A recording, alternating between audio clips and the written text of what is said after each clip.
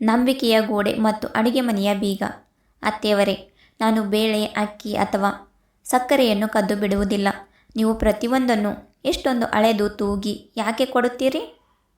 ಅಡುಗೆ ಮನೆಯ ಸಾಮಾನುಗಳನ್ನು ಬೀಗ ಹಾಕಿ ಇಡುತ್ತೀರಲ್ಲ, ನಾನು ಇಂತಹದನ್ನು ಎಲ್ಲಿಯೂ ನೋಡಿಲ್ಲ, ಕೇಳಿಯೂ ಇಲ್ಲ. ನೀವು ಹೀಗೇಕೆ ಮಾಡುತ್ತಿದ್ದೀರಿ? ರಚನಾ ಮೊದಲ ಬಾರಿಗೆ ನೇರವಾಗಿ ಪ್ರಶ್ನೆ ಮಾಡಿದಳು. ಅವಳ ಧ್ವನಿ ಏರಲಿಲ್ಲ, ಆದರೆ ಅದು ನಡುಗುತ್ತಿರಲಿಲ್ಲ. ಹಲವು ದಿನಗಳಿಂದ ಮನಸ್ಸಿನಲ್ಲಿ ಚುಚ್ಚುತ್ತಿದ್ದ ನೋವು ಇಂದು ಹೊರಬಂದಿತ್ತು. ಎದುರಿಗೆ ನಿಂತಿದ್ದ ಸರೋಜಾ ಅವರು ಸೆರಗಿನಲ್ಲಿ ಕೀಲಿ ಕೈ ಗೊಂಚಲನ್ನು ಹುಡುಕುತ್ತಾ ಅವಳನ್ನು ಕೆಕ್ಕರಿಸಿ ನೋಡಿದರು. ಬಹಳ ಮಾತನಾಡಲು ಕಲಿತಿದೀಯಾ ನೀನು? ಮನೆ ನಡೆಸುವುದು ಅಷ್ಟು ಸುಲಭವಲ್ಲ, ಎಲ್ಲವನ್ನು ಲೆಕ್ಕಾಚಾರದಿಂದ ನಡೆಸಬೇಕಾಗುತ್ತದೆ ಅಂತ ಸೊಸೆಗೆ ಹೇಳುತ್ತಾಳೆ. ರಚನಾ ನಿಟ್ಟುಸಿರು ಬಿಟ್ಟಳು. ಲೆಕ್ಕಾಚಾರದಿಂದ ನಡೆಸುವುದು ಬೇರೆ ಅತ್ತೆಯವರೇ, ಆದರೆ ಪ್ರತಿ ಬಾರಿ ಅರ್ಧ ಬಟ್ಟಲು ಬೇಳೆಯನ್ನು ಅಳೆದು ಕೊಡುವುದು, ಸಕ್ಕರೆ ಕೇಳಿದರೆ ಎಷ್ಟು ಚಮಚ ಎಂದು ಕೇಳುವುದು, ಇದೆಲ್ಲವೂ ಸ್ವಲ್ಪ ಅತಿ ಅನಿಸುವುದಿಲ್ಲವೇ ಅಂತ ರಚನಾ ಹೇಳುತ್ತಾಳೆ. ಸರೋಜಾ ಅವರು ಸಿಟ್ಟಿನಿಂದ ನುಡಿದರು. ನಿನಗೇನು ಗೊತ್ತು ಮನೆ ಹೇಗೆ ನಡೆಯುತ್ತದೆ ಎಂದು? ಇಂದಿನ ಹುಡುಗಿಯರಿಗೆ ಕೇವಲ ಖರ್ಚು ಮಾಡುವುದಷ್ಟೇ ಗೊತ್ತು, ಉಳಿತಾಯ ಮಾಡುವುದಲ್ಲ. ಅತ್ತೆಯ ಈ ಮಾತುಗಳನ್ನು ಕೇಳಿ ರಚನಾ ಸುಮ್ಮನಾದಳು. ಆದರೆ ಆ ಮಾತುಗಳು ಅವಳಿಗೆ ಚುಚ್ಚಿದೆ ಎಂಬುದು ಅವಳ ಮುಖದಲ್ಲೇ ತಿಳಿಯುತ್ತಿತ್ತು. ಮದುವೆಯಾಗಿ ಕೇವಲ 6 ತಿಂಗಳಾಗಿತ್ತು. ಅವಳು ಈ ಮನೆಯನ್ನು ತನ್ನದಾಗಿಸಿಕೊಳ್ಳಲು ಪ್ರಯತ್ನಿಸುತ್ತಿದ್ದಳು. ಆದರೆ ಪ್ರತಿದಿನ ಅಡುಗೆ ಮನೆಯ ಕೀಲಿ ಕೇಳುವುದು ಅವಳಿಗೆ ಒಬ್ಬ ಬಾಡಿಗೆದಾರಳಂತೆ ಭಾಸವಾಗುತ್ತಿತ್ತು. ಕಳೆದ ವಾರ ಅವಳ ಗೆಳತಿ ಬಂದಾಗ ಚಹಾ ಮಾಡುವಾಗ ಅತ್ತೆಯವರೇ ಸಕ್ಕರೆಯ ಕೀಲಿ ಕೊಡಿ ಎಂದು ಕೂಗಬೇಕಾಗಿ ಬಂದಾಗ ಅವಳಿಗೆ ತುಂಬ ಕೆಟ್ಟದಾಗಿ ಅನಿಸಿತ್ತು. ಗೆಳತಿ ತಮಾಷೆಯಾಗಿ ಹೇಳಿದಳು, ಅಬ್ಬಾ, ಇಲ್ಲಿ ಸಕ್ಕರೆಯನ್ನು ಲಾಕ್ ಮಾಡಿ ಇಡ್ತಾರಾ? ಅಂದು ರಚನಾ ನಕ್ಕಿದಳಾದರೂ ಒಳಗೊಳಗೆ ತುಂಬ ಮುಜುಗರ ಅನುಭವಿಸುತ್ತಿದ್ದಳು. ಇಂದು ಈ ಮಾತು ಹೊರಬರಲು ಕಾರಣವೇನೆಂದರೆ ಬೆಳಗ್ಗೆ ಉಳಿದ ಹಿಟ್ಟಿನ ಡಬ್ಬಕ್ಕೂ ಬೀಗ ಬಿದ್ದಿರುವುದನ್ನು ಅವಳು ನೋಡಿದಳು. ಅವಳು ಯೋಚಿಸಿದಳು, ಇನ್ನು ಸಾಕು ಅತ್ತೆಯವರೇ, ನಿಮಗೆ ನನ್ನ ಮೇಲೆ ನಂಬಿಕೆ ಇಲ್ಲದಿದ್ದರೆ ನೇರವಾಗಿ ಹೇಳಿಬಿಡಿ. ಆದರೆ ಹೀಗೆ ಪ್ರತಿಯೊಂದನ್ನು ಬೀಗ ಹಾಕಿ ಇಡುವುದು ನನಗೆ ಸರಿ ಅನಿಸುತ್ತಿಲ್ಲ ಎಂದು ರಚನಾ ನಿಧಾನವಾಗಿ ಆದರೆ ಸ್ಪಷ್ಟವಾಗಿ ಹೇಳಿದಳು. ಸರೋಜಾ ಅವರು ಕ್ಷಣಕಾಲ ಸುಮ್ಮನಾದರು.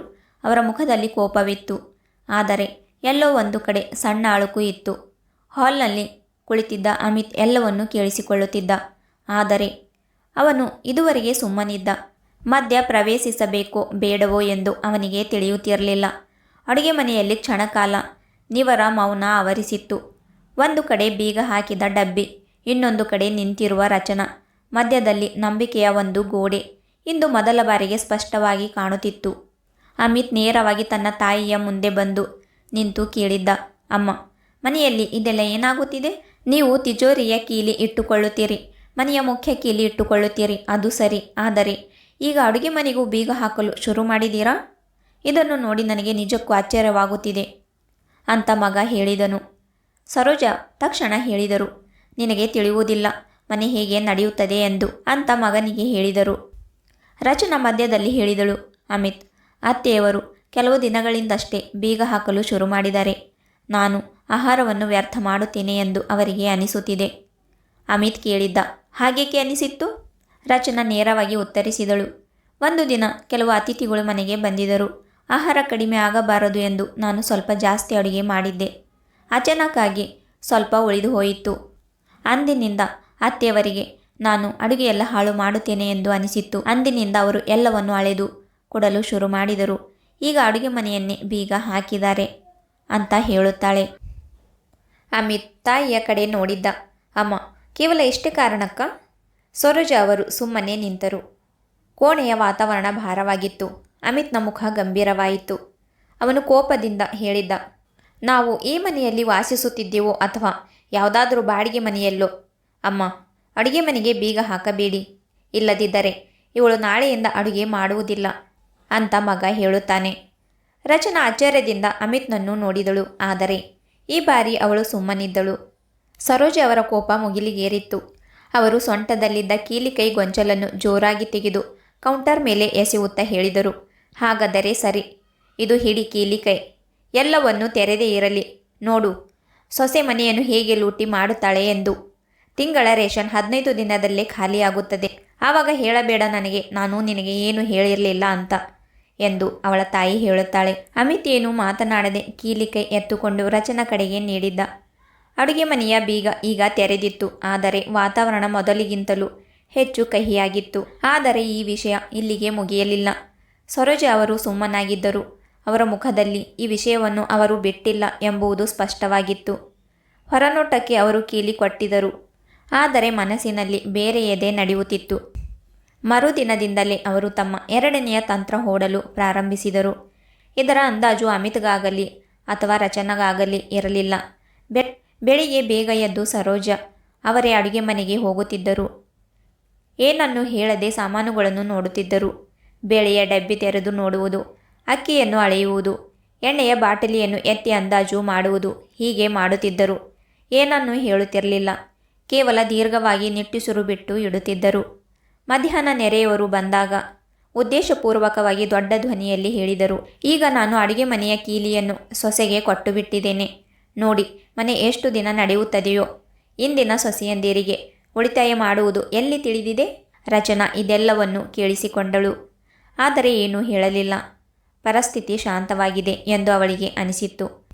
ಆದರೆ ಈ ಮೌನದ ಹಿಂದೆ ಬೇರೆಯೇ ಉದ್ದೇಶವಿತ್ತು. ಸಾಯಂಕಾಲ ಸರೋಜ ಅವರು ಒಂದು ಡೈರಿ ತೆಗೆದರು. ಅದರಲ್ಲಿ ಪ್ರತಿಯೊಂದನ್ನು ಬರೆಯಲು ಶುರು ಮಾಡಿದರು. ಇಂದು ಎಷ್ಟು ಬೇಳೆ ಬಳಸಲಾಯಿತು, ಎಷ್ಟು ಅಕ್ಕಿ ಖರ್ಚಾಯಿತು, ಸಕ್ಕರೆ ಎಷ್ಟು ಕಡಿಮೆ ಆಯಿತು.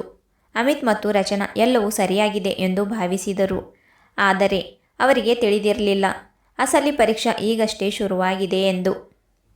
ಈಗ ಸರೋಜ ಅವರು ಹೊಸ ಹಾದಿ ತುಳಿದರು. ಅವರು ಆಗಾಗ ತಮ್ಮ ಗೆಳತಿಯರನ್ನು ಮನೆಗೆ ಕರೆಯಲಾರಂಭಿಸಿದರು. ಯಾವುದೋ ದಿನ ಬೆಳಗ್ಗೆ ಫೋನ್ ಮಾಡಿ ಹೇಳುತ್ತಿದ್ದರು, ಇಂದು ಮಧ್ಯಾಹ್ನ ಶಾರದ್ ಬರುತ್ತಿದೆ, ಸ್ವಲ್ಪ ರವೆ ಹಲ್ವಾ ಮಾಡಿಬಿಡು. ಮರುದಿನ ಹೇಳುತ್ತಿದ್ದರು, ಸಾಯಂಕಾಲ ನನ್ನ ಕಿಟ್ಟಿ ಪಾರ್ಟಿಯ 2 ಗೆಳತಿಯರು ಬರುತ್ತಾರೆ, ಬಿಸಿ ಬಿಸಿ ಪಕೋಡ ಮಾಡಿಬಿಡು, ಜೊತೆಗೆ ಶುಂಠಿ ಚಹಾ ಇರಲಿ.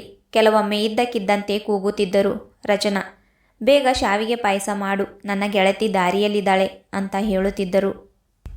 ರಚನಾ ಸುಮ್ಮನೆ ಎಲ್ಲವನ್ನೂ ಮಾಡುತ್ತಿದ್ದಳು. ಇದೆಲ್ಲವೂ ಸುಮ್ಮನೆ ನಡೆಯುತ್ತಿಲ್ಲ ಎಂಬುದು ಅವಳಿಗೆ ಅರ್ಥವಾಗುತ್ತಿತ್ತು. ಮೊದಲು ಯಾರಾದರೂ ಸಾಮಾನು ಹಾಳು ಮಾಡುತ್ತಿದ್ದರೆ ಸಾಮಾನು ಹಾಳು ಮಾಡಬೇಡಿ ಎನ್ನುತ್ತಿದ್ದವರು ಅವರೇ ಈಗ ಬಗೆ ಬಗೆಯ ತಿನಿಸುಗಳ ಬಗ್ಗೆ ಬೇಡಿಕೆ ಇಡುತ್ತಿದ್ದರು. ಪ್ರತಿದಿನ ಹೊಸತೇನಾದರೂ ಮಾಡಿಸುವುದು, ಪದೇ ಪದೇ ಚಹಾ ಮಾಡಿಸುವುದು. ಅಡುಗೆ ಮನೆಯ ಬಳಕೆ ಈಗ ಮೊದಲಿಗಿಂತಲೂ ಹೆಚ್ಚಾಗಿತ್ತು. ಸರೋಜ ಅವರು ಪ್ರತಿ ಬಾರಿ ಗೆಳತಿಯರ ಮುಂದೆ ನಗು ನಗುತ್ತಾ ಹೇಳುತ್ತಿದ್ದರು, ಅಯ್ಯೋ ಈಗ ನಾನು ಅಡುಗೆ ಮನೆಯ ಜವಾಬ್ದಾರಿಯನ್ನು ಸೊಸೆಗೆ ಕೊಟ್ಟಿದ್ದೇನೆ, ನೋಡಿ ಅವಳು ಮನೆಯನ್ನು ಹೇಗೆ ನಿಭಾಯಿಸುತ್ತಾಳೆ ಎಂದು ಅಂತ ಹೇಳುತ್ತಿದ್ದರು. ರಚನಾಳಿಗೂ ಇದು ಸರಳವಾದ ವಿಷಯವಲ್ಲ ಎಂದು ತಿಳಿದಿತ್ತು. ಇದೊಂದು ಬೇರೆದೇ ಆಟವಾಗಿತ್ತು. ಒಂದು ದಿನ ಸರೋಜ ಅವರು 3 ಗೆಳತಿಯರು ಹಾಲ್ನಲ್ಲಿ ಕುಳಿತಿದ್ದರು. ಜೋರಾಗಿ ಹರಟೆ, ನಗು, ನಲಿವು ನಡೆಯುತ್ತಿತ್ತು. ಸರೋಜ ಅವರು ದೊಡ್ಡ ಧ್ವನಿಯಲ್ಲಿ ಹೇಳಿದರು, ಸೊಸೆ ಇಂದು ಬ್ರೆಡ್ ಪಕೋಡ ಮಾಡಿಬಿಡು, ಜೊತೆಗೆ ಬಿಸಿ ಬಿಸಿ ಹಸಿರು ಚಟ್ನಿಯೂ ಇರಲಿ. ರಚನಾ ಅಡುಗೆ ಮನೆಗೆ ಹೋದಳು.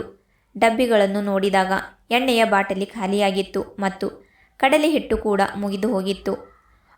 ಅವಳು ಕ್ಷಣಕಾಲ ಯೋಚಿಸಿದಳು.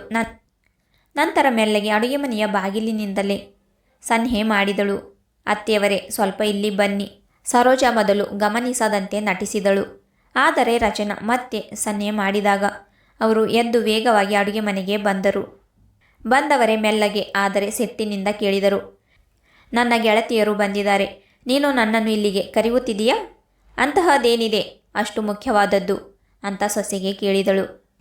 ರಚನಾ ಕೂಡ ಮೆಲ್ಲಗೆ ಹೇಳಿದಳು, ಅತ್ತೆಯವರೇ ಎಣ್ಣೆ ಮತ್ತು ಕಡಲೆ ಹಿಟ್ಟು ಮುಗಿದು ಹೋಗಿದೆ, ಪಕೋಡ ಮಾಡಲು ಸಾಧ್ಯವಿಲ್ಲ ಅಂತ ಹೇಳುತ್ತಾಳೆ. ಇನ್ನೆಷ್ಟು ಕೇಳಿದೆ ತಡ ಸರೋಜ ಅವರ ಸಿಟ್ಟು ನೆತ್ತಿಗೇರಿತ್ತು. ಅವರು ಅಲ್ಲಿಂದಲೇ ದೊಡ್ಡ ಧ್ವನಿಯಲ್ಲಿ ಹೇಳಿದರು, ನೋಡಿದೆಯಲ್ವಾ, ನಿನ್ನ ಮನಬಂದಂತೆ ಮಾಡಿದ್ದೆ, ಮನೆ ನಿಭಾಯಿಸಲು ನಿನ್ನಿಂದ ಸಾಧ್ಯವಾಗಲಿಲ್ಲ ಅಲ್ಲವೇ? ಇನ್ನು ತಿಂಗಳರ್ಧದಷ್ಟು ಆಗಿಲ್ಲ, ಅಷ್ಟರಲ್ಲೇ ಸಾಮಾನು ಖಾಲಿಯಾಗಿದೆ ಅಂತ ಹೇಳಿದರು. ರಚನಾ ವಿವರಿಸಲು ಪ್ರಯತ್ನಿಸಿದಳು, ಅತ್ತೆಯವರೇ ಕಳೆದ ವಾರವೂ ಪಕೋಡ ಮಾಡಲಾಗಿತ್ತು, ಆಮೇಲೆ 2 ಬಾರಿ ಹಲ್ವಾ. ಆದರೆ ಸರೋಜ ಮಧ್ಯದಲ್ಲೇ ಮಾತು ಕಡಿದರು. ನೆಪ ಹೇಳಬೇಡ, ಕೀಲಿ ಕೈ ಕೊಟ್ಟಾಗಿನಿಂದ ಮನೆಯ ಸ್ಥಿತಿ ನೋಡು, ಹೀಗೆಯೇ ಮುಂದುವರಿದರೆ ಮನೆ ಮುಳುಗಿ ಹೋಗುತ್ತದೆ ಅಂತ ಅವಳ ಅತ್ತೆ ಹೇಳುತ್ತಾಳೆ. ಹಾಲ್ನಲ್ಲಿ ಕುಳಿತಿದ್ದ ಗೆಳತಿಯರು ಈಗ ಮಾತು ನಿಲ್ಲಿಸಿ ಇತ್ತ ಕಡೆ ನೋಡಲಾರಂಭಿಸಿದರು. ರಚನಾ ಅಡುಗೆ ಮನೆಯಲ್ಲಿ ಸ್ತಬ್ಧಳಾಗಿ ನಿಂತಳು.